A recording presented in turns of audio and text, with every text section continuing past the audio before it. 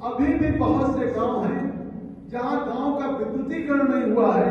उस गांव के लोग पंखा नहीं जानते, टेलीविजन नहीं जानते, उस गांव के लोगों को बिजली की नसीब नहीं है, आज भी लालटेन और ढलनी के युग में रह रहे हैं।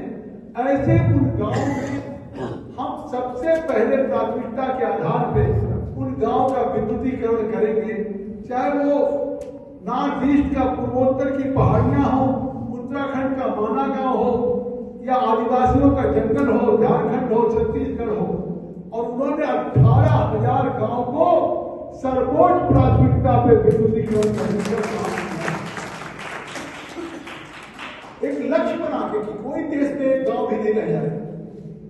और वही उत्तर प्रदेश में हुआ कि जितने गांव होंगे, इसी सिद्धार्थनगर में जब मैं आया था, 9 में सांसद बना था, तो जब मैं क्षेत्र में जाता था तो एक गांव में बिजली रहती थी तो उसका पूर्वा में बिजली, पूरे कोई विद्युतीकरण नहीं था, दूसरा गांव में नहीं था।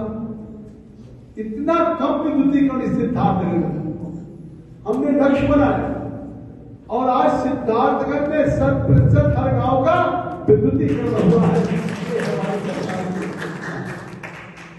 और यही नहीं रुके, गांव में विद्युतीकरण हो गया, लेकिन बहुत से गांव में विद्युतीकरण होने के बाद हर घर में बिजली का कनेक्शन नहीं।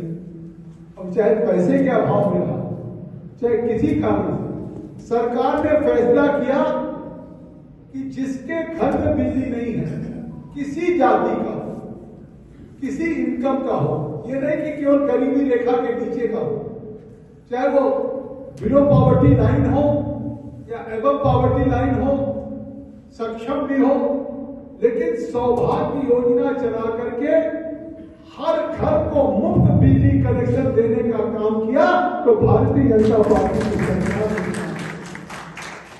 तो सबसे बड़ी किसी समाज की प्रगति है जो रोड चाहिए।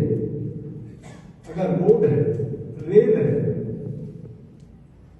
एयर कनेक्टिविटी है, कनेक्टिविटी से आप कल्पना करिए, हमारे तमाम बुजुर्ग भी बैठे हैं, पहले इसी मोहाना बर्डपुर सिद्धार्थनगर में बस्ती जाने में पूरा दिन लग जाता। क्या सड़कें! इसी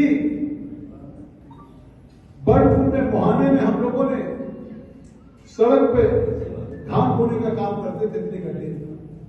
बस्ती से सिद्धार्थनगर, सिद्धार्थनगर से बस्ती 4 घंटे लग जाता था। कितने घंटे की सड़कें। हाईवे क्या होता, सिद्धार्थनगर के लोगों ने देखा भी कि कोई हाईवे है। और आज भारतीय जनता पार्टी की सरकार बनी तो आप देख रहे हैं कि सिद्धार्थनगर से लेकर के मोहाने, ककरहवा से वाराणसी तक नेशनल हाईवे बनने का काम हुआ। कि आज आधे घंटे में यहाँ से दिख रहे हैं। बस्ती 1 घंटे में हमको सिद्धार्थनगर से पहुंचा, वाराणसी 3 घंटे में पहुंचा, लखनऊ 3 घंटे में पहुंच जाते हैं। तो आज जिस तरीके से इस सरकार ने ऊर्जा, सड़क और किसानों के हक, आप यकीन करिए कि जब उत्तर प्रदेश में अखिलेश की सरकार थी तो इसको बीमारू राज्य कहा जाता। कोई निवेश करने के लिए तैयार नहीं था, कोई उद्योगपति, पूंजीपति कोई अपना उद्योग धंधा लगाने के लिए तैयार नहीं था। नोएडा, ग्रेटर नोएडा